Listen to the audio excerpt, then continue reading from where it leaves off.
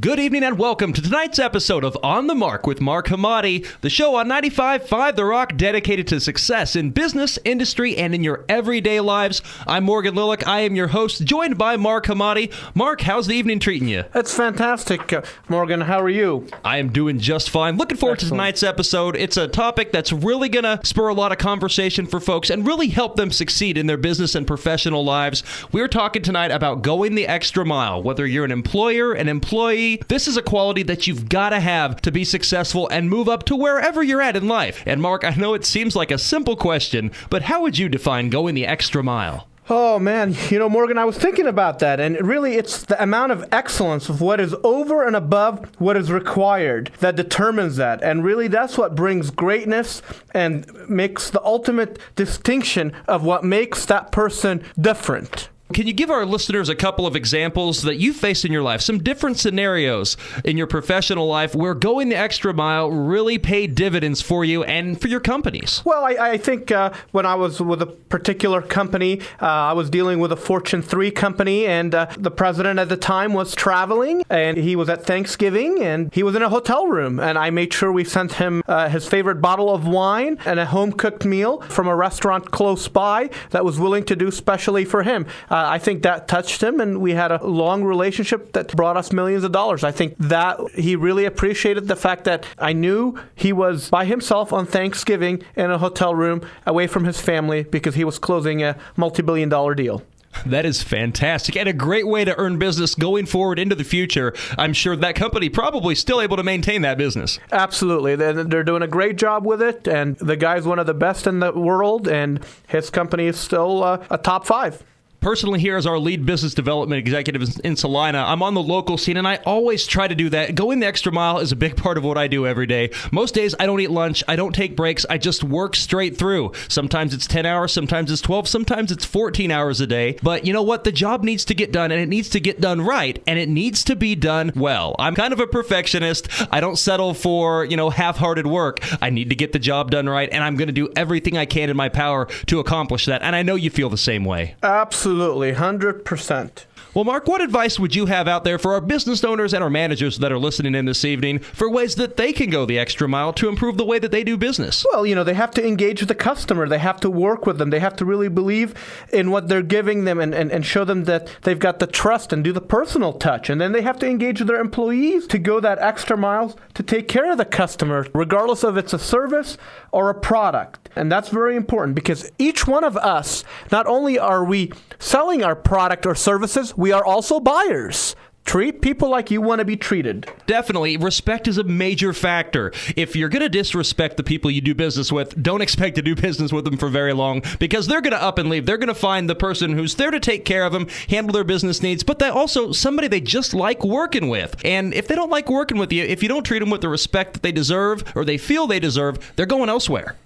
Absolutely. That is so true. Your employees are your asset. They're the number one asset in any companies. I mean, you can get a new building, you can get new walls, you take everybody out, it's just stucco, steel, or drywall, whatever the heck it is. It is your employees. They are the foundation of your business, and your business will hum according to how they hum.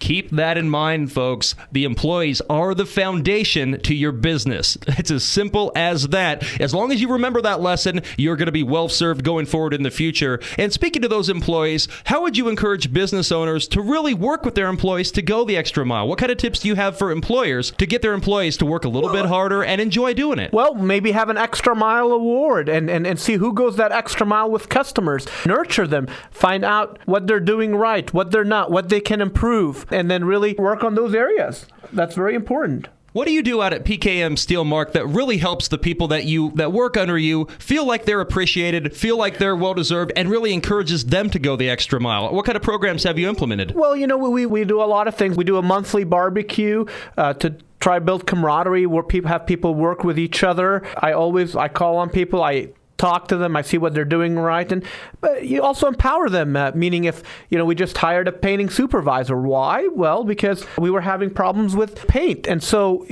sophisticated paint. So empower them with getting experts who can help them, do the job. And then I do some Dillon's gift certificates, Tucson's, just different things here and there.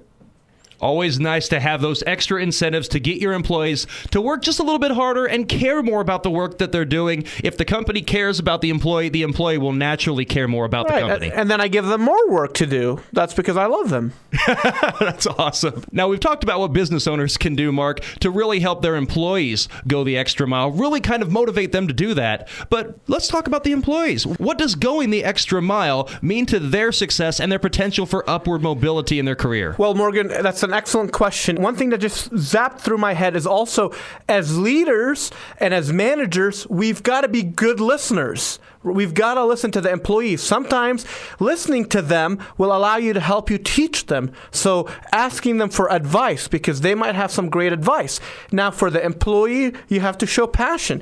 Ask your supervisor, hey, what can I do more? Or what do you need? Or what's frustrating you? Or how can I help you? It could be helping another person. And then your performance ultimately dictates how you get promoted and your attitude. Now, I've had people say, oh, I do a great job and I'm not being promoted, or this or that. Well, are you looking at yourself in the mirror and are you a rock star, or are you just not a rock star? And if you are truly doing that work and you're not being rewarded, have a talk with your manager. But remember, one person can't make the whole thing happen. It takes the whole company. You need everybody doing their part. So you might do a great job, and if the rest of the people don't do a great job, well, it affects the product and the service. I had that talk with every employee today. Everybody in your company needs to be great. And I have people that tell me that can't happen. It can absolutely happen. Not overnight. So employees have to work with each other to get up to par, and if they're not up to par, then they got to get them out and get new ones. Now, in saying that, I'm not saying everybody needs to be like Mark McGwire, hit 100 home runs, or Rodriguez, or whoever, or Larry Bird. No, but in the same context, you can't have one person who is amazing and then one person who is just not showing up to work, as an example. Yeah, every company only as strong as its weakest link. And if you have those weakest links around, they really drag the performance of everybody down. I've had situations in my professional life where I've been able to work with people that did a phenomenal job, and I've also had situations where I've worked with people who thought they were doing a phenomenal job, but really they were tucking tail and putting about 50 to 60% effort in, and then they were frustrated that things weren't turning out their way. And it's hard to really go at them and be like, look, you just need to work harder. There's got to be ways around it to really nurture them to work harder without trying to disenfranchise them further. Sometimes one company's greatest employee may be the weakest link at another company. So it's all about where that standard is. Do you have any daily tips, Mark, that people can follow, employees out there that want to go the extra mile? They might not be sure exactly how to do it. They might think they're doing it right, but maybe they got a few things they can still work on. What would you recommend for those people out there who are trying to go the extra mile to help them achieve that goal? Well, I'll tell you have to first be positive, and you have to be in a good mood. When I'm in a bad mood and I'm upset about something, nobody wants to approach me, and I know that. And so as a leader, you have to be in a positive mood, and you've got to approach them. Then you've got to be a good listener, and then if they're doing something wrong, you got to give them a few chances. You've got to work with them so they can tell you what's going on, because they know what's happening. But if they're scared, they're not going to tell you. And you know what? It can't just happen overnight. You have to build that trust with them, and they have to believe you. They get to a point where they believe you and they'll do anything. And so from that point is you have to be a good leader to be able to give them the right advice and get back advice. I've said this, that there are some leaders that I feel can't even turn on a flashlight. And that's accurate. So just because you're a leader doesn't mean you're a good leader. Great stuff there, Mark. Now, we're going to step away for a commercial break. When we return, we'll have tonight's guest on the program. Kay Quinn, the Marketing and Development Coordinator for Salina Arts and Humanities, is stopping in to join us. I know she'll have some great information on what we can do to go the extra mile and be more successful in our personal and our professional lives. You're listening to On the Mark with Mark Hamade. We'll return right after this on 95.5 The Rock.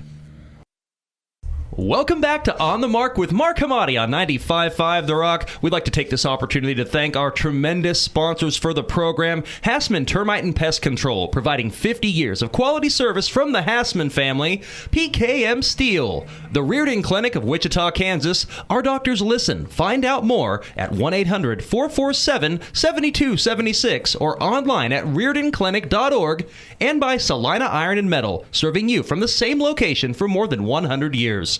Also want to encourage everyone to check out Mark's blog, markhamade.com. Great information on there that will help your business succeed, also grow your personal and professional lives. That's markhamade.com. Mark, it's a great blog. Thank you, Morgan.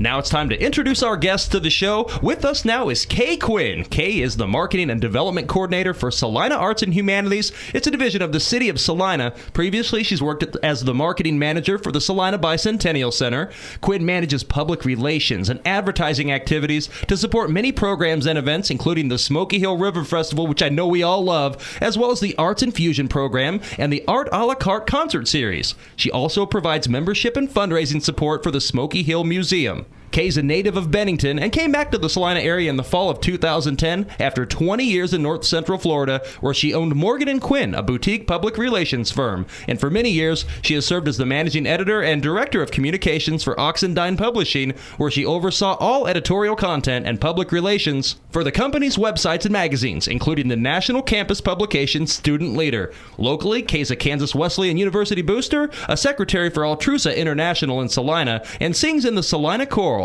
Her hobbies are antiquing, horseback riding, and travel. Kay, that's quite a resume. Welcome to the show. You made that sound so good, Morgan. Did I write that? No, I don't know. I don't know where I got it from. It might have been from your email. I'm just of course, being in the same room with Mark Hamade is so intimidating. I'm not sure I'll make it through. Well, you're about to run the gauntlet with Mark right now, Kay. I'm going to turn it over to you guys, and looking forward to a tremendous discussion tonight on what people can do to go the extra mile. Thank you, Morgan. So I'll start out with, Kay always goes the extra mile, and I've always said you can start right when you apply going the extra mile. So Kay has 5 things that she goes through that she refers to as like the cake. I'll have her talk about that. We're going to talk about the 5-layer cake, which is great because it's Valentine's week, right? And it's gluten-free and fat-free, right? Absolutely. I wouldn't bring it up any other way with you in the room, Mark. Well, there's a statistic out there that says often we have to ask someone 5 times before they say yes when it comes to sales or persuading them about something. So I was wondering about that one day, and I thought,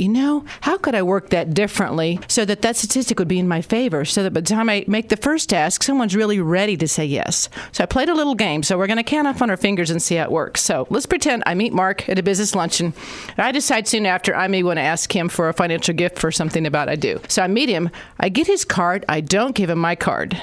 Guess why? I want to have a reason to contact him. So one contact. Secondly, I mail him a note with my business card, right? So then I start watching and listening to everything Mark's doing in the community. Maybe I see his name in the newspaper or in a blog. I clip that out, laminate it, mail it to him, which is the old-fashioned way, but people do like to see their name in the news. Or I give him a shout-out on Facebook about seeing him in the industry or local news, right? So that's like number 3. So then number 4, I found it a reason to touch base, and I've been a good listener so far. I've found out, and I know that Mark is a total health fitness nut, so he has good advice about how to be more fit. I could ask him a question about that, or a question about his business, or something in which he has an interest. That would be contact number 4, just kind of a breezy in between text or email hello, right? So now I'm almost ready to write and ask him for a meeting or lunch. So I make that contact, but on the way to doing that, I feel like I need to ask him for a little bit of advice. As we know, asking advice of people builds trust and confidence and helps them feel like they're in control. So I might ask him about what gym he belongs to, what books he's been reading lately, and I know Mark is a treasure trove of information about leadership books. I ask him for a piece of advice or referral and ask him for the meeting. So we've already up to 5 or 6 contacts. Now, if we know it only takes 5 to get to yes, I've actually been layering this person, that's why we call it the 5-layer cake, 5 or more times. So we get ready to have the meeting 2 days before the meeting. I always call or email to confirm a luncheon appointment or meeting just to let the person know I'm so excited about seeing them and benefiting from their experience. So then we actually have the meeting. We talk about business, or maybe we don't. But oftentimes I'll go ahead and tell the person, in this case I might say, Mark, I'm going to get together with you and ask you about some interest and some support for the museum, which is actually something he and I talked about a few months ago. People know if you're going to have an appointment with them, and if it's to do with business or sales, it's not a huge surprise. In fact, I don't think the surprise element in that regard is really such a good thing in sales. So I might just tell Mark what we're going to talk about. Then we get together, we have a meeting, we talk about fitness, books, and running. In between there, we talk a little business. But because Mark's already aware of what we're going to talk about, I just ask his opinion on what I proposed. He's going to tell me his opinion, have me adjust it. The deal's a done deal. We actually really never had to go through the yes and no ask. After the meeting, I email or text to say what a great meeting it was, mail him a thank you note, and by the time we've done the business, I've layered that person 10 or 12 times, and guess what? hopefully they think what I do and I'm about is pretty great, not just because of my talents, but because of the way I've tried to nurture that relationship. So, Mark, that's one of the ways that I try to go the extra mile. And that's excellent, Kay. And, in everything that Kay just mentioned, one of the most important things that I'll hit on that just comes on is the personal touch. And she does that very, very well. And that's very important, whether you're dealing with a customer or a family member or kids or whatever. It's all about putting the personal touch. I always say, what can I do for you instead of for me? Always think about how you can help someone, but be genuine with it, not just doing it because you want something. And just remember, I'm not saying you have to like that person, but you have to genuinely have that feeling with them, or else ultimately they're going to figure that out and see it as a number. And there's a lot of people that way, and they might be a great salesperson as far as selling, but they're not retaining those clients and customers.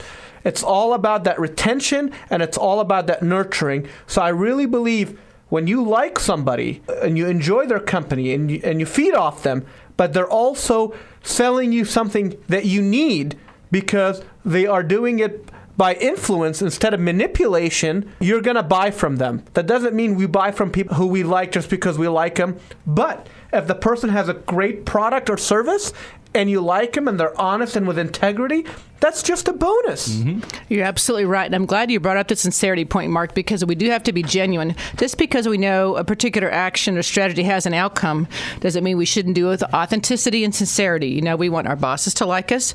We want coworkers to like us. We do want clients to like us, but we want those relationships to be genuine. As Mark mentioned, I try to make it about the other person. When I meet a person, if I'm doing my job right, I'm asking about their hobbies, about their family, about where they're from. So next time I see them, I'll remember at least one of those things that I can ask them about. And they're like, hey, she remembered me. Isn't that a great thing? So you're absolutely right, Mark. It's got to be done with sincerity and with warmth. Just want to interject here real quick. I can definitely vouch that that's true for Kay. Every time I talk to her, she always asks me how my daughter Savannah is doing, and even remembers that she likes cherry tomatoes and grows them in her garden. That's the kind of person Kay Quinn is. Mark? And I will add to this also. Don't quit. Don't throw the towel at the 1 yard line. Go that extra mile. When the first time I actually met Kay, it was to do our party at the Bicentennial. And I didn't go that route. I went a different route. I had just moved to Salina. And then we did business together later. So you might not close the deal or get something immediately. Don't throw that towel in. And I'll have Kay explain about that because I'm sure she's dealt with that and nurtured relationships over her long, illustrious career. That's a good point, too. And I'll throw in a couple sports examples if that's okay with two guys in the room. I got no problem with that. I grew up in a little town up the road, Bennington, and we played sports, and I ran track. And don't believe anybody if they ever say track is fun. I was a sprinter, and it ain't fun. The only fun part about it is winning. My coach there and at Wesleyan used to make me run the curves and walk the straights because it's harder than running the straights and walking the curves. But it gets you in shape, so on race day, you're ready to excel. And the fun part about winning, when you're in business, you want it to be a win-win. When you're on the sports field or competing against yourself, you just want to beat your best. So I think actually I used to date a guy in high school, Carmen Kindle. He was a wrestler. He used to go home after practice and run 3 or 5 extra miles or water ski for 30 minutes at a time to build up his muscles for wrestling. Now you talk about being ready for the game, Mark. Absolutely. Totally inspired me. So when I think of being ready for business, I also think of the physical sense. And I know Mark trains, and that's probably part of what makes him an absolutely incredible business person. He is physically ready for the game. Absolutely. And Kay, what I'll also add, and Morgan, and to the listeners out there, do more than what is required. And really, it's never crowded going the extra mile. When you look at races, when you look at different things, a lot of people work and a lot of people do a lot of stuff. But going that extra mile is not a crowded field because not too many people do that. And that's what really sets you apart. And people will notice. I email CEOs, I email presidents. When I deal with customer service agents or when I feel somebody's gone the extra mile, I make sure they get rewarded. Even if it's my insurance adjuster. Doesn't matter. If they take care of me, I let their boss know. If they don't, their boss knows too. So it goes both ways. I believe that people become accustomed to failure throughout their lives. They face failure so many different times that they end up getting used to certain times when they fail. Certain people will start to see the signs of failure coming on, and they will shut down before failure reaches them. That in and of itself is failing. What most people don't do, and what the ones that really strive to go the extra mile do, don't take that failure. You take it, brush it right off your shoulder, and you get back on the horse. People that give up fail. People that continue to get back on that horse and ride again are the ones that get ahead, and are the ones that are distant in that race where you're trying to go the extra mile. Speaking of horses, I'm going to bring up a point that Mark just shared. I'm so old, I remember the day that Secretariat won the Triple Crown. And if you recall, if you're hearing about that or watching the movie, he was 27 or 35 lengths ahead of the field, and he ran, Morgan, for the joy of running. Whenever I try to raise the bar on myself, just like Mark just talked about, I try to think about how can I do the best job for my client or the best job for my boss, regardless of what they think of me on any particular day. I know I have exceeded my best. I feel good when I go home at night. So I sometimes think of Secretariat, although I think I'll never reach those heights. Kay, that's some great stuff. We really appreciate you coming on the program here this afternoon. Would you like to stick around for our social media mailbox question? I wouldn't miss it. All right. Well, we will return. We'll dig into the social media mailbox, come up with a great question. We've got a phenomenal one for you. Going to turn the tables a bit on our discussion right after this. You're listening to On the Mark with Mark Hamade on 95.5 The Rock. Welcome back to the show dedicated to success in business, industry, and life. It's On the Mark with Mark Hamade right here on 95.5 The Rock. It's brought to you tonight by some great sponsors. We really appreciate all the work our sponsors do to make this program possible. Salina Iron and Metal, serving you from the same location for more than 100 years. The Reardon Clinic, experts in nutritional medicine, finding answers and not covering up symptoms. You can learn more at reardonclinic.org, by PKM Steel, and by Hassman Termite and Pest Control, providing 50 years of quality service from the Hassman family. Now, as we dig into our Facebook files tonight's question a little bit different than the conversation we've had. She doesn't want to be listed, and I can completely understand that. She writes to us tonight, I continually strive to go the extra mile at work, but my efforts are not rewarded. In fact, usually they are shunned. Guys, what can I do to really turn that around? That's a great question, and if you're in a workplace where your extra efforts are being shunned because the people you're surrounded by don't want to do that effort as well, and perhaps you're making them look bad by working harder, it's a tough scenario for any employee that's working that hard and not getting those residuals and those benefits that come with it. Mark, what advice do you have for our rider today? Well, I mean, it all depends. If that's perception or reality, a lot of people say a lot of things, and is it accurate? So here's the thing. First, okay, if you're doing extra work and you're doing more than that, is it benefiting the customer and is it benefiting the company, or is it costing the company? That's why you're being shunned. That's one. Two, are you a threat to your boss? And if you are a threat to your boss, go to their boss. And then another thing is, if you're truly doing it and you're truly benefiting the company and you are truly there, find another job. It all depends on that. And so if that is truly the case and you are benefiting the company, that person above you should embrace that because you're helping them look even better. And if you're shunned at that, I have to question why. But a lot of times people do extra, but it doesn't benefit the company. I really need to know the context of the situation and so forth to really answer that. Does that make sense? Yeah, and as a leader, you're naturally inclined to try to find the root of that problem and come up with the solution. So what advice would you have to employers that maybe aren't really trying to do that? One thing I would do is have a heart-to-heart with your supervisor or boss. I'm doing this extra thing to benefit our customer, to benefit the company. Why is it looked bad upon? Can you explain that to me? Is there something that you're seeing that I don't see? And kind of get that point. But I will say this. There are bad employees out there, and there are great employees. There are good leaders, there are great leaders, and there are useless leaders who are not that good. So is this young lady working for an employer that's a great employer, but her boss just skimmed through and became a supervisor and a boss and can't manage out of a paper bag? Could be. There are those. Well, it's something that Mark brings up too, Morgan. Sometimes when we are in a new job or in a new position, it can be an issue of trust. Maybe if the team isn't used to someone trying to perform at a higher bar or do things in a slightly different way, maybe the team just needs to understand that the person's performing for the benefit of the team, if they truly are, as Mark said. And if everybody understands, oh, he or she's doing this work to help us all be better, to score, to win, not just to be the star, then that can help that situation a little bit, I think. And I'll give you a good example. Before I came to PKM, I heard, a lot of leaders came through PKM and they all said the owner wouldn't listen to them. Mark, I was telling the owner everything you're telling her. She just wouldn't listen to me. Is that true?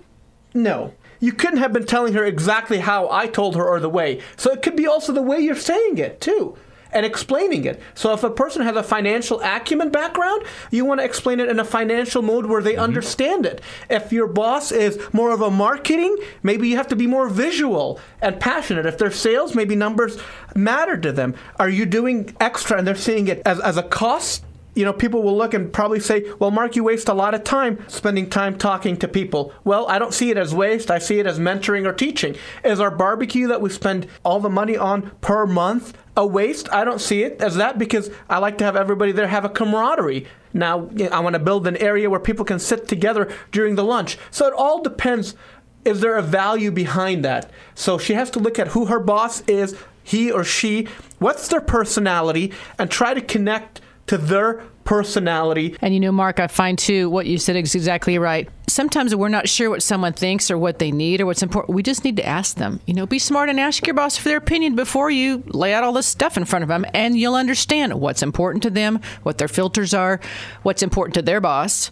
And then you can play it in that key, right? Right. And Morgan, both me and Kay can say the same thing to you, but how we say it and how you perceive it could be two different ways. Absolutely. I hope we've helped the listener. I hope so, too. And I think that was a great discussion, guys. You really brought a lot to the table there. And I'm not going to give out her name on the air. She asked to remain anonymous. But for writing in and having the question for our social media mailbox segment this week, she's won a $25 gift certificate to Tucson's. We always appreciate our listeners' input. So if you have a question for Mark and our guest, definitely write in on our Facebook page. It's facebook.com/955therock. Give us your question. And if we use it on an episode of On the Mark, you're scored a $25 gift card to Tucson's. Well, one more time, I'd like to thank our guest today, Kay Quinn from Salina Arts and Humanities. For Mark Hamade, I'm Morgan Lillick saying so long till next Wednesday. You've been listening to On the Mark on 95.5 The Rock.